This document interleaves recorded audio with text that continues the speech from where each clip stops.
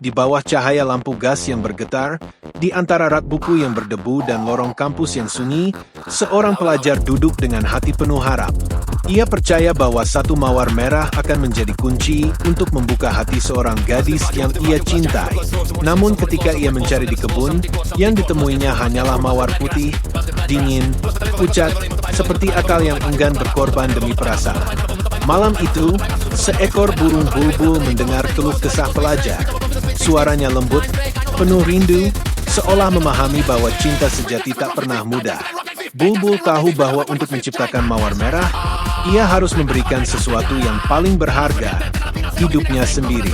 Dengan keberanian yang sunyi, ia menempelkan dadanya pada duri mawar putih, bernyanyi dengan seluruh jiwa, hingga darahnya menetes dan kelopak bunga berubah menjadi merah menyala, simbol cinta yang lahir dari pengorbanan.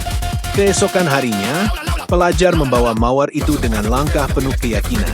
Namun gadis yang ia kagumi menolak, lebih memilih perhiasan dan janji dari orang lain yang lebih kaya. Pelajar, kecewa, melempar mawar ke jalan. Bunga merah itu tergulung di debu, diinjak kaki-kaki yang lalu. Di sudut yang sunyi, nyanyian bulbul yang telah padam tetap bergema, mengingatkan bahwa keindahan sejati sering lahir dari pengorbanan yang tak pernah dihargai oleh dunia yang memilih kenyamanan. Raksasa. Di sebuah kebun yang dulu riuh oleh tawa anak-anak, seorang raksasa pulang dari perjalanan panjang. Ia menemukan kebunnya penuh dengan suara kecil yang dianggap mengganggu ketenangannya.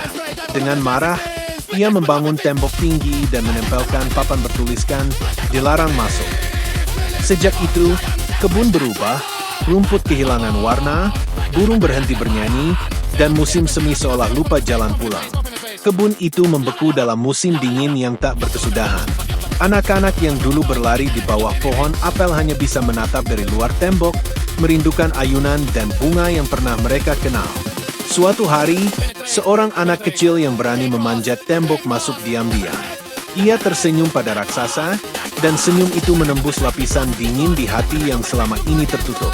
Raksasa, yang tak pernah tahu bagaimana rasanya dicintai tanpa syarat, merasakan sesuatu meleleh di dalam dirinya.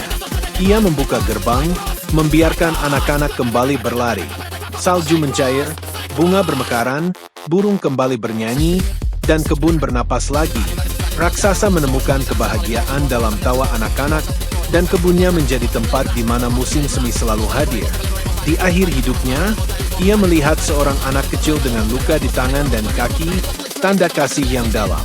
Raksasa memeluk anak itu dengan air mata, dan di pelukan itu ia tahu, memberi tanpa pamrih mengubah musim dalam hati menjadi abadi. Kebun yang dulu beku kini menjadi taman surga, di mana musim semi takkan pernah pergi lagi.